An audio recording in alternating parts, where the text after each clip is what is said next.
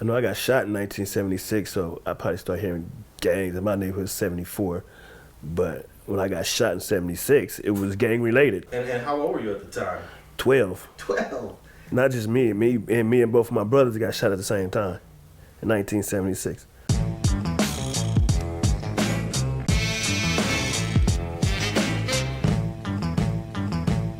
I mean, we was affiliated, but not represented like that. Because I remember when we was at Martin Luther King Hospital, they telling my mother that we was gang affiliated from a gang, and they were like, "We gang, you know, they from Corner Poccet."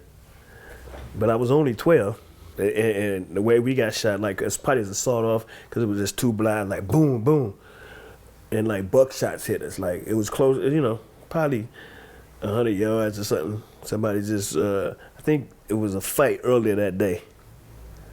And then they came back and shot. I got shot in the leg and in the hand. No life threatening, but you know, at that age, you know, it was a whole bunch of blood all on the ground, and it was in front of my house, in front of my mother's house. And so we ran, bust the door down. You know, ambulance came, picked us up, took us there. That's when they were like, they gang affiliated. When I was 12, my brother was 14. My other brother had to be like 16. All three of y'all were together at that time? Yeah. But only 2 got hit? 3 of us got hit. It was about 10 of us out on the street, but only us 3 got hit. My other brother never was affiliated at all, but my brother that was 14, he was. We didn't really know who it was. Just a shot from, you know, that came from down the street. We never knew who it was. Dudes from my neighborhood that's older dudes. I got dudes from my neighborhood, 65, 66, you know, that was claiming the hood way before me. So I'm assuming 70. 69, 70. It started when the Crib started, like, you know, say 70. It had to be 70. But just regular community, you know. Everybody knew everybody.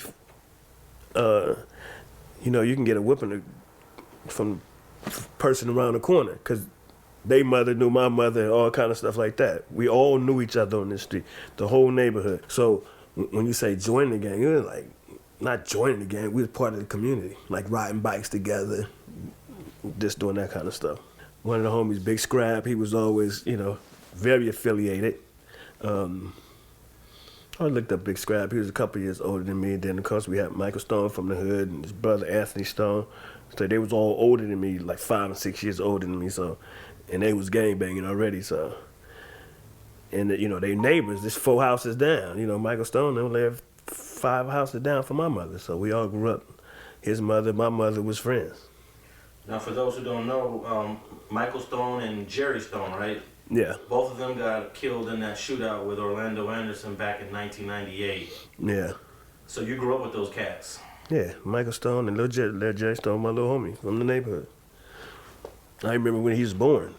Johnny, who was my age, who got a life sentence for Johnny for killing the Chinese man at the store, Chinese store. This happened in 1979, 1980. But he ended up getting a life sentence. And his brother Punchy got killed probably not even 10 years ago. Punchy got shot on North Street in front of his house. And Michael ended up getting killed. Anthony Stone is the only, Anthony is living, and their little brother. It's the only one living. Everybody else died, got killed. But yeah, Johnny, their little brother, Johnny, who the same age as me, so this had to be, Johnny wasn't even, let me see, I probably was in the 10th or 11th grade, because we were shooting dice in my backyard right after that happened. And when the Chinese dude got killed, they robbed the store and he get killed, and it's like for $26. But wouldn't he have been a teenager at that time? He was a teenager. He was 17 turning 18, something like that. Yeah. He's still locked up? Yeah, he been in there for 30-something years. Right now, Johnny got to be 55 going on 56. What was your reaction when you heard that the Michael and Jerry got killed at the car wash that day? Shocked because, not really shocked because I know the whole story of how that happened, like what led up to that happening. So,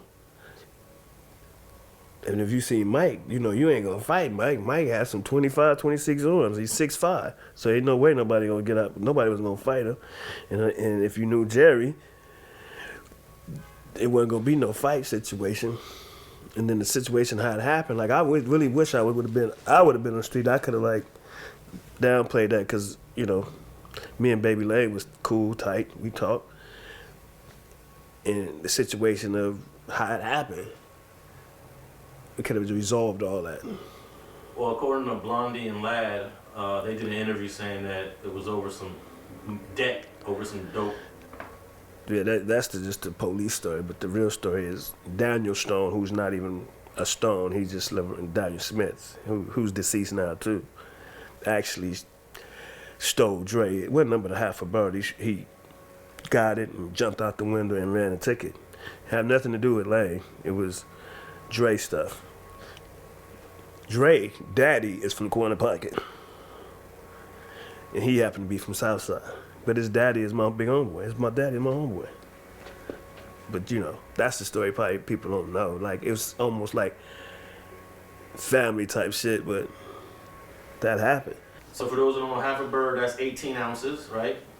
And what, $500 an ounce comes out to... Back then, it probably, I don't know, say $9,000 probably. 18 bird, probably $9,000, if that, back then. I don't know how much birds was costing me. See, whatever they was, it wasn't much. So we talking about 4 people lost their life, like 5 really, because Daniel Stone died too. His funeral probably 5-6 years ago. Oh, well, he didn't die as a result of that. He didn't die as a result of that, but he got, you know, couldn't come to the neighborhood no more. He couldn't do none of that. Like his thing with the neighborhood was over. We was all cool. I used to go over there all the time. Like. I still go over there, but then, and Lane was my partner, you know. I go over there, talk to Lane, I go over there, talk to his family, everything. Never was a beef at all until that happened. Thanks for watching StreetTV.net. If you're not subscribed, please hit that button below and click the bell to receive alerts and notifications. Like and comment below to give us your feedback, and be sure to watch the 2 related videos to the right. If you want to support this platform or follow us on social media, visit the links in the description and listen to our weekly podcast, The Gangster Chronicles, every Thursday. And thanks for watching StreetTV.net.